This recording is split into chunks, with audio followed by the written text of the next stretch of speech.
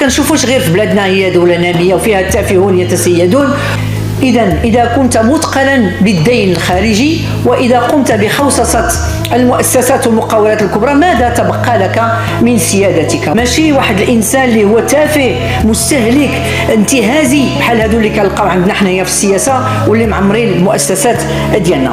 أنت كنتي ناعس ما فلاح ما باك فلاح ما حتى مقاوم، ونعطيوك الأرض ونعطيوك الماء ونعطيوك مع العبيد اللي غادي يحرطوا، خلصهم ولا ما تخلصهمش. أنت غتطلع برلماني كتخلعهم، الناس باقيين كيخافوا من السلطة والثقافه المخزن في العقل ديالهم، يعني في السيبكونسيون مع الله اش غيدير ليا اللهم نركع، في حين يعني الانسان تخلق حر خصو يبقى حر وهز راسو. راه هذه قاعده الف خصنا نعاود نتعلموها كاملين. الدوله المغربيه دارت جوج حوايج: سياسه الانفتاح تفرضت عليها 56 اتفاقيه تبادل الحر كلها خاصين احنا فيها، وزادت هاد 20 سنه اللي فاتت دارت واحد المشروع ديال جلب استثمارات الخارجيه. حنا ملي شفنا هيئه الانصاف والمصالحه وشفنا قانون الاسره كلشي فرح الحمد لله راه بدينا دابا غادي. هما لا، هما غير كيزوقوا زوق باش تبيع، كيزوقوا باش يجيبوا المستثمرين الاجانب اللي عطاوهم الارض وعطاوهم الماء وعطاوهم الخيرات وعطاوهم حتى الاملاك ديال المغرب كيتسلفوا منها. يا بوكو دو بنك اللي وصلوا لا بنك روت، وحنا هادشي ما كيتكلموش عليه، ما كنهضروش عليه. اذا هاد سياسه الانفتاح هلكات البلاد ديالنا.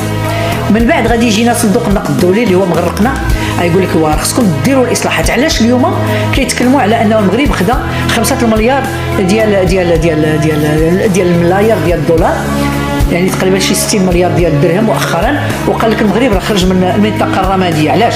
لاننا الدوله المغربيه تلميذ النجيب ديال هذا صندوق النقد الدولي انه وسطوا على الاراضي. دابا حنا غنوليو ساكن في المغرب هو ماشي ديالنا، انت ساكن فوق واحد الارض ديال الكيان الصهيوني ديال الامارات ديال السعوديه ديال قطر ديال هذا. راه خداو مناطق كبيره، كاين شخص واحد كيمتلك ارض كبر من بلجيكا،